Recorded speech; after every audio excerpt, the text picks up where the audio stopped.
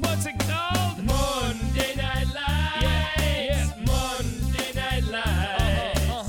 Monday Night Lights. What's been going down on the ice? Who are the leaders? Who are the failures? The Ducks, the Tigers, the Nordiques, the Whalers, the Seals, the Americans, the North Stars. Who's gonna stall? Who will go far and earn the keg? Who's gonna earn the keg? We'll find out in time. Give us a holler on the whoop line.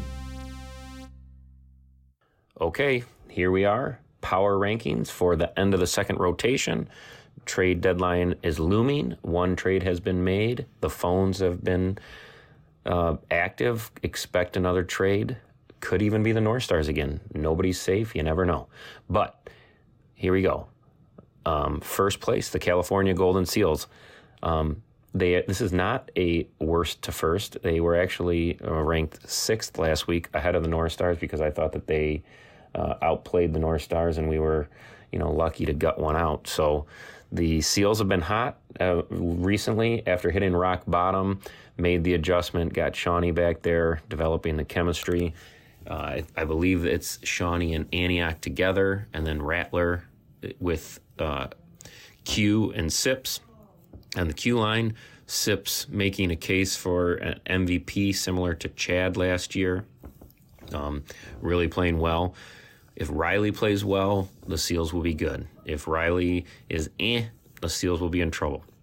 But they definitely were the most impressive team with a shellacking of the Tigers. So they're number one. Might be the only time this year I get to put them up there, so I took advantage and threw them up there. We'll get to the Nordiques number two, but after making the Nordiques number two in the power rankings, Pangrazi has a Mark D'Antonio chip on his shoulder, just looking for any reason to be offended, probably to work himself up in a lather for the North Stars next week. But no offense to the Nordiques, but the Seals are number one this week. Huge game next week against the Whalers to keep their streak kind of going and the rise from the basement. Whalers, there's this coalition of friendly GMs that makes me want to puke a little bit. I mean, we're all friendly, believe it or not. But then there's friendly and just being, insane. So the Seals are out Shawnee. He's slotted number 4. And the Whalers, cocky Whalers, are allowing Sugar, the number 1 overall pick, to sub for Shawnee. So we'll see how it goes. But big tilt next week. Can the Seals keep the momentum going against the Whalers? Checking in at number 2, we have the Nordiques. Huge win for the Deeks over the rising, vaunted Maroons. The Maroons had just disposed of the Whalers the week before rather easily. Maroons are the hottest team in the league, and Nordiques said, "We do not care. We are here to stay. We don't care that we get no respect from anybody. All we do is win." Listened to the podcast last night, and Hedda said there's one reason the Nordiques win, and I was just waiting for him to say Slick Rick, and he said Pangrazi. So, which obviously that's the number 2 reason, or perhaps number 1 or 1A, but this is definitely a two-headed monster. Slick Rick carrying the offense, Pangrazi keeping things contained on the back end, and then Antioch quietly has really sprinkled in some nice scoring. So Nordiques raced out to a lead. Maroons came and tied it. I was like, okay, looks like the Marines are going to take control of this thing. But the Deeks said, screw you. And we have a win for the Deeks. So that puts them number 2 in the standings, fighting for that first round playoff bye, which is very, very important. They play the North Stars next week, and Pangrazi's working up that chip on the shoulder to get himself lathered up for that. The North Stars in their devious ways have been texting Dave P, "Are you going to show up next week? Are you going to show up next week? We can't. We really need you to show up next week so we can win." Trying to bait Dave P into actually showing up, running by running their traps a little bit. If Dave P shows up, I like the North Stars' chances. If Dave P doesn't show up and the Nordiques are able to sub up, it'll make things harder. I think Aniak is out because he said he's not able to ref, or maybe he's just be able to make it to the game. We shall see. But big game next week against the North Stars. Nordiques are in contention for the number 2 spot, but they could probably got to win 4 more games to hold that spot. So number 2, Nordiques. All right, checking in at number 3, we have the Maroons. They just beat the Whalers the week before. The Whalers were on a bye, so I wasn't going to drop them lower than the Whalers. So I think 3 is the right spot for them with a quality loss to the Nordiques. They're still very good. I don't think Cam was out. Riley subbed. I saw him make lots of nice saves, so definitely can't pin it on the goalie. But, Claus has been kind of Vezina caliber, so that could have been the difference in this one. Forgot to mention Sugar getting a little rub down with Slick Rick. I don't know what caused it.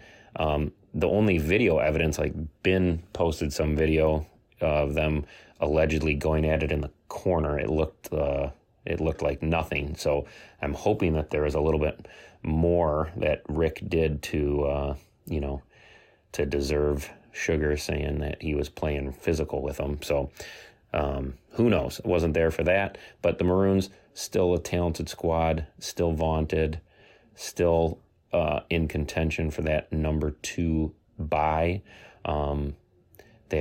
Speaking of buys, they are on a bye this week for week 1 like they always are, so they kind of get that. They're happy to get that bye out of the way early, so then no one's got a game in hand on them, and then they can make their comeback. So we will see. Maroons, still a talented team. Ben and Sugar doing what Ben and Sugar do. Comes down to secondary scoring for them, so we will see. Don't expect. Maroons have been very quiet on the trade front, especially at least with the North Stars, so I don't expect them to do anything. But we shall see. Number 3, Maroons. Okay. Number 4, we have the Whalers on a bye. Trying to remember which Whalers were in attendance as subs. We had Chad filled into ref, which was nice of him. Don't remember seeing Drake out there. J-Flo subbing for somebody, maybe. The Goose was representing. He subbed for Dave P. Not exactly sure what else we had out there in Whalerland, but definitely the once invincible Whalers definitely feel like there's a little chink in the armor. This Maki buying the jersey of the Nordiques has ruffled some feathers around the league and certainly in Whalers camp. I mean, how dumb can Maki be? I mean, that really is offensive. I could see the K-Falks, you play for them. But I don't know. For a smart guy, Maki, that seemed like a poor decision, and then letting it leak to the press. One thing, I don't know where to fit this in, so I'm going to put it in here. This Instagram account, there's an Instagram account, not MNLHL. It's wonderful. I don't know if it's Zeke Rollins. I don't know if it's Kimmel posting from Ohio, but I really enjoy it. And last I checked, there's only 13 followers. We got 70 guys in the league. So we need to get those numbers up. And we got to follow that guy on Instagram. And I encourage whoever that is. Nice content, and I like it. But number 4, Whalers. Checking in at number 5, we have the Americans. I moved them up from the previous instant rankings that had them at number 7 as a team with 2 hacks led by an idiot.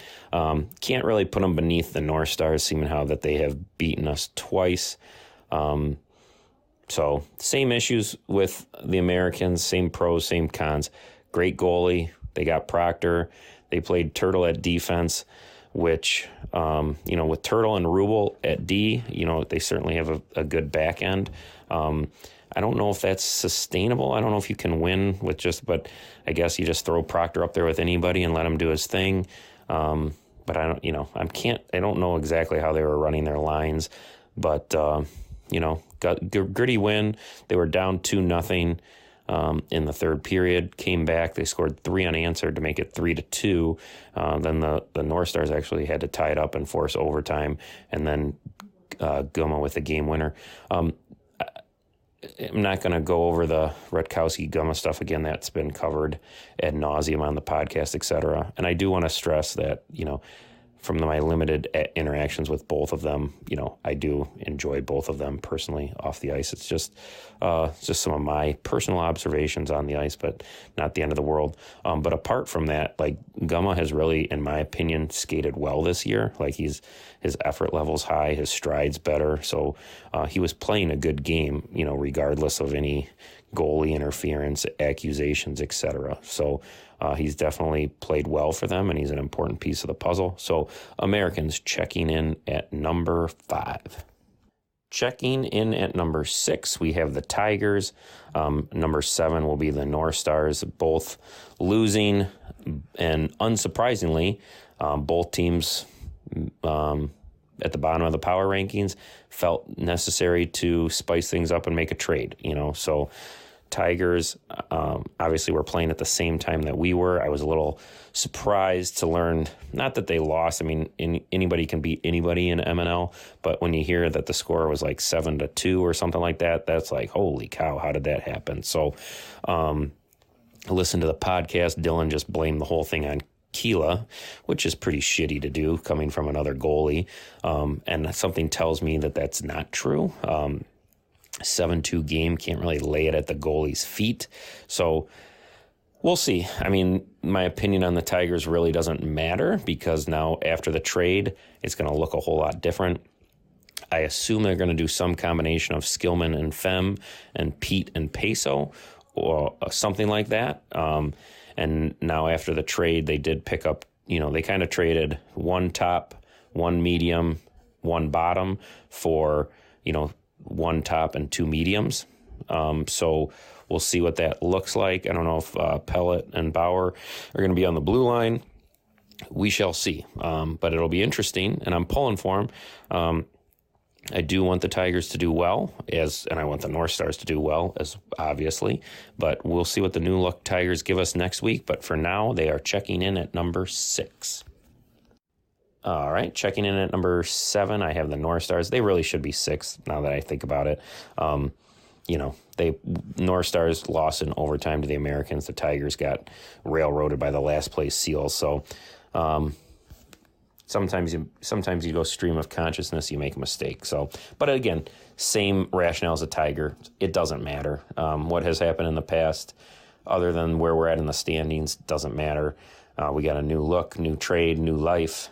And we have a huge game coming up next week against the Nordiques, and we will see what the new team looks like. Still figuring out what I'm going to do at the lines. I thought Brett and Serta looked good together last week, and I could see keeping them together and then playing Trent with myself, or I could stay at D and we could put Simmer up. Trent and Serta have developed some chemistry on Wednesday nights, so could play them together and then put me with Brett. I don't know if we have the speed or the stamina to pull that off, so we'll see. But looking forward to, I love Bauer, love Pellet, even learned to love Peso this year, but Venandi's one of the best guys in the league, great locker room guy. I hear Simmer brings pretzels, Trent adds size, speed, Dan Campbell grit. So really looking forward to it, and I'm just hoping we can get off to a good start. And then Spicy comes back after the new year. We'll see if these North Stars can make a run at it, or just end up here in the basement. We'll see.